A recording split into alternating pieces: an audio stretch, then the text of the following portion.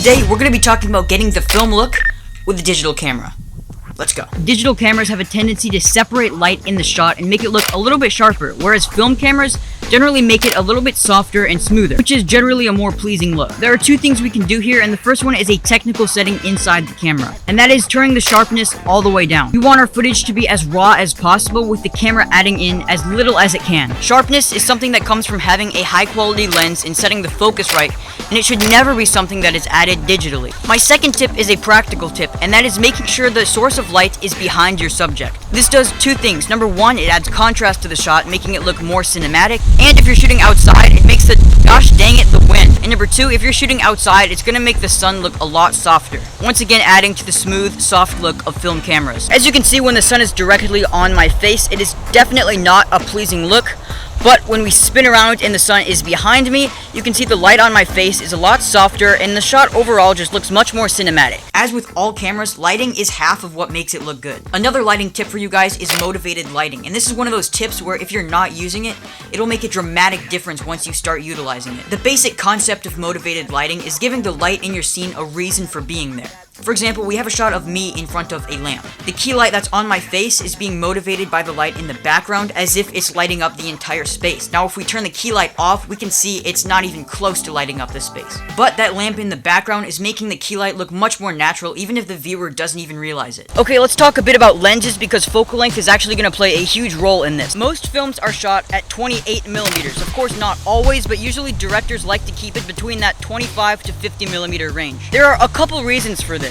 Number one, they're still wide, but they don't distort people's faces as much. Extremely wide-angle lenses have a tendency to curve lines in the shot, usually resulting in a distorted-looking face. And number two, longer focal lengths have more depth of field. Depth of field is essentially how blurry something will be if it's out of focus. So the lower your aperture, the shallower the depth of field, aka the blurrier the background. Most filmmakers like this look because it's a simple way to separate the subject from the background. Now I have one more tip before we get into the fun editing effects, and that is maintaining the right exposure. It's very important to make sure that you don't underexpose or overexpose your shots, because if you're shooting on a cheap digital camera like this, once that detail's gone, it's never coming back. A few tips are to use an ND filter so you can still have the blurry background shooting at golden hour, or even using a cheap CPL filter like this one. But when you do overexpose, there is one thing you can do in post to make that look a little bit better.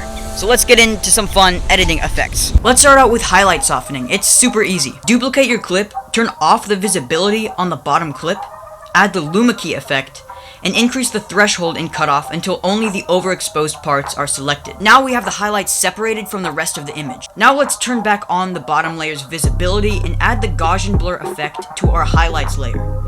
Now we can increase that, and as you can see, we have a soft highlights effect. The next effect is grain, and you might be thinking, why grain? Isn't that just going to take away detail? And the truth is, noise is different from grain. Noise takes away detail, and grain adds texture. And this effect is even simpler than the last one. Just download a 35mm film grain effect, and I have some links in the description where you can do that, and simply just overlay it on top of your original footage, and don't forget to change the blending mode to overlay. Now for color grading, always keep it subtle. You don't want to just absolutely destroy the detail that you worked hard to create. If you want LUTs that don't affect the contrast in your image, you can buy my LUTs. They're $10 and there's a link in the description. Okay, so let's do a quick recap. Number one was to turn down the sharpness, keep the light behind your subject, use motivated lighting, use tighter focal lengths in most scenarios, keep a shallow depth of field, expose correctly, soften the highlights in post, add grain, and don't go overboard on color grading.